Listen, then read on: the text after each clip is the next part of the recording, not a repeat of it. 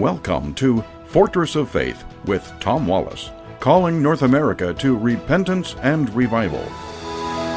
Wow, I came across something that is, to me, is exciting.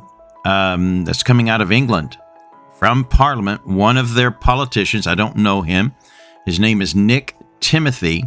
Man, did he deliver a blistering speech in the United Kingdom Parliament exposing the trouble that they're in with some of the laws that they've passed, trying to prevent violence in their country by curbing certain speech. Folks, this is a very problematic issue. These hate speech laws, these public orders that are coming out in government, trying to legislate thought and opinion in the country. Folks, this is a dangerous, dangerous ground to get into, but we're seeing this in Canada, we're seeing this in the United Kingdom, Europe, and thank God for the First Amendment here in the United States, but if we don't fight for it, we will lose it. And like these countries say that they champion free speech, not anymore, not anymore. And this is explained in this speech by Nick Timothy. Listen to what he says about Islam. I'm so glad, finally, we have some people with a backbone in England that are saying enough is enough. We've made some bad laws here, and we've got to change it. We've got to protect the freedom of expression, even if it offends people. We've got to put some common sense back into the game. What we're going to do today is we're going to listen to parts of his speech. Now, I have edited this speech, so we've taken out the legalese speech and all these procedures that they have to go through in Parliament to pass a bill. But listen to what he has to say. Here we go. Madam Deputy Speaker, I do not believe that Muhammad was a prophet sent by God. I do not accept the instructions he said he received from the Archangel Gabriel. I do not accept that the sunnah, or body of Islamic laws, has any relevance to me. I respect the religious beliefs of others, but I do not mind if Muhammad is satirized, criticized, or mocked. I'm not a Muslim, and I choose not to live by the moral codes set out by Islam.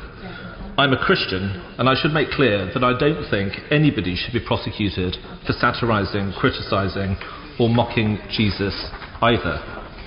England and Wales abolished blasphemy laws in 2008, and Scotland abolished them in 2021. But even then, those laws had not been used for decades. The last blasphemy trial took place in 1977, and the state hasn't brought a public prosecution for blasphemy in more than a century. But now blasphemy laws are back. Okay, so he's saying blasphemy laws are back. And here he is, he's saying, I'm not a Muslim. I don't have a problem with criticizing Islam or even satire and mocking and offending the teachings of Islam. But then again, too, as a Christian, I don't, have a problem with people doing that either. They don't have to believe what I believe.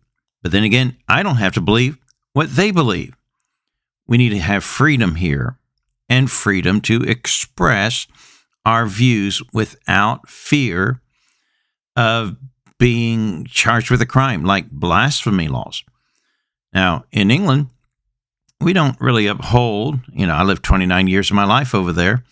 In England, we don't uphold Islam as the state religion. They do have a state religion. Their state religion is Christianity. Now, I like it better here in America, where I don't have my government to tell me what my religion is going to be. But England has got a state religion, but they're all so careful that no one gets offended. And going that way creates problems for everyone to have to be offended by the troubles they're causing, because in their laws, their hate speech laws to protect and, keep offense and all that out, they've created a problem. Now, back in 1986, they came up with the Public Order Act. It was basically to deal with the football hooliganism that was going on in the country. None of the discussion And Nick Timothy raises this point in his speech, that this was directed for hooliganism.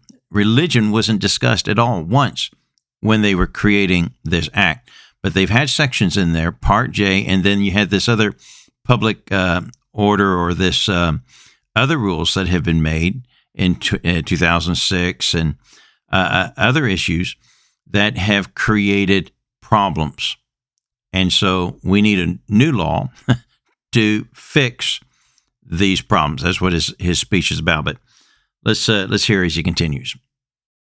But in Part 3, in Section 29J, to which we will return, the Public Order Act says, "Nothing in this part shall be read or given effect in a way which prohibits or restricts discussion, criticism, or expressions of antipathy, dislike, ridicule, insult, or abuse of particular religions or the beliefs or practices of their adherents." Okay, so in the actual legislation in the Public Order Act, it did give protection to say, hey, you're free to even make offense and it comes to religious lines, religious laws. But the problem is they've come out with additional acts and bills that are creating loopholes for hate speech, or rather blasphemy laws, to be practiced once again. And this is what the Muslims have picked up on. Here's more.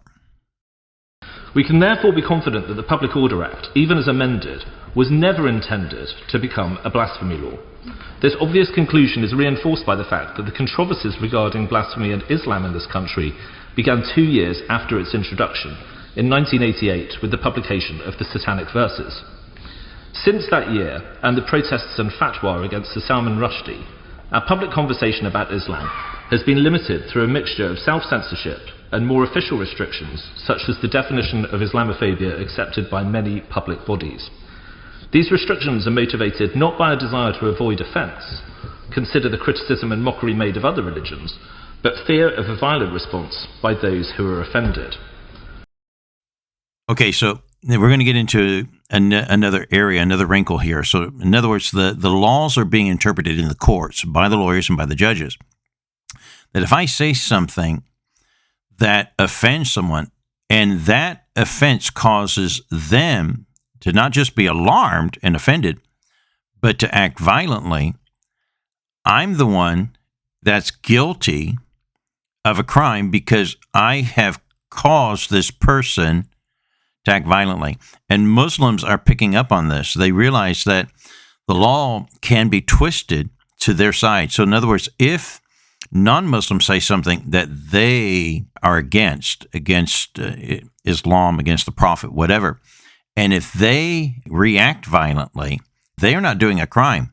They are okay, but the person that caused them to be so angered and outraged and furious is the guilty person. They have incited this action. So I'm not responsible for my action, but the person that said something that outraged me to act illegally and irresponsibly, they're the guilty one. That's what's happening in England, and Muslims know it, and they're getting away with it. Let's continue.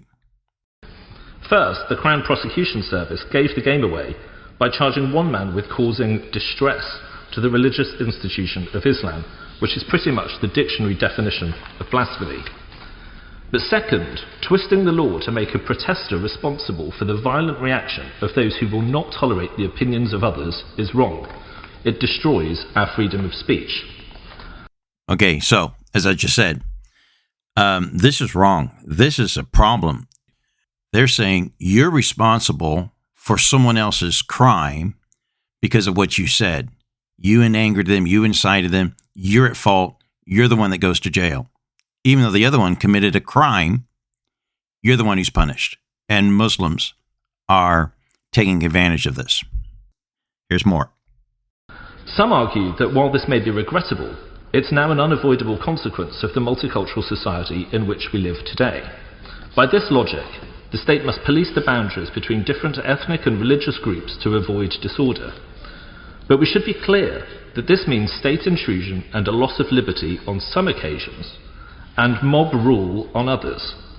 This is the very essence of the two-tier policing row we have seen recently, rough justice for those belonging to identity groups that play by the rules, and freedom from justice for those belonging to groups willing to take to the streets and threaten violence.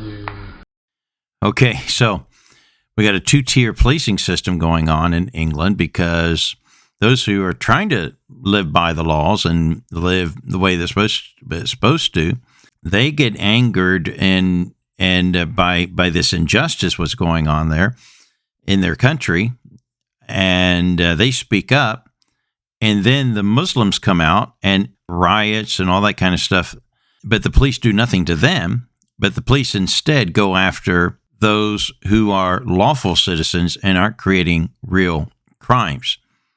They're just saying, we got a problem with this. We got to, this is wrong. And this two-tier police system is destroying the country. Here's more. Perhaps we should not be surprised. There are at least 14 Muslim-majority countries where the penalty for blasphemy or apostasy is death, and we have significant diaspora populations from many of them. With the number of people here who came from these countries growing, and the increasing assertiveness of organised political Islam in Britain, this is a problem that seems likely to only get more severe. But the answer is not to surrender to the mob. It is to hold the line, and that is why today I bring forward this bill. So England has allowed so many different people, Muslims, into their country. As he states, they are coming from largely 14 countries that have blasphemy laws that say, hey, if you blaspheme the Prophet Muhammad, you're to be killed. So these people are coming into their country with these ideas and these precepts that they live by, and they're not really being expected to assimilate into English culture. They keep your language, keep your religion, keep your way of life.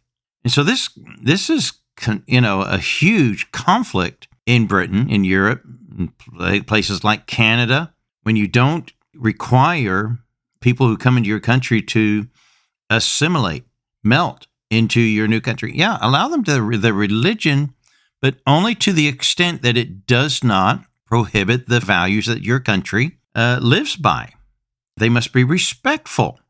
You'll respect their rights to say their prayers, go on their Hajj, build their mosque, and all that kind of stuff there. But don't bring your Sharia. Don't bring that other stuff here, your blasphemy laws. And don't try to alter our laws to fit your ways. And there's a huge mess in Europe. But it's a result of their rebellion against God. This is the judgment I've been telling you about. God is raising up an enemy to bring judgment for your sin. And here in America, we are marching down that same road, that same lane, that same mistake. This is the process of the judgment of God, the consequences of our sin. But there is a fix, there is a remedy, and that's repenting, falling to our knees, repenting to God of our national sins, confessing our crimes before heaven, and turning to Him. And if Europe does it, England does it, Canada does it, America does it, God will forgive us of our sin. And to that end, I pray that we will do that. Thank you, Nick, for taking a stand. And let's not try to self-censor. Let's speak the truth, but with love. Well, we're going to have to stop here. The clock says we've got to stop. So join us again tomorrow at the Corner of Truth and Courage. God bless you.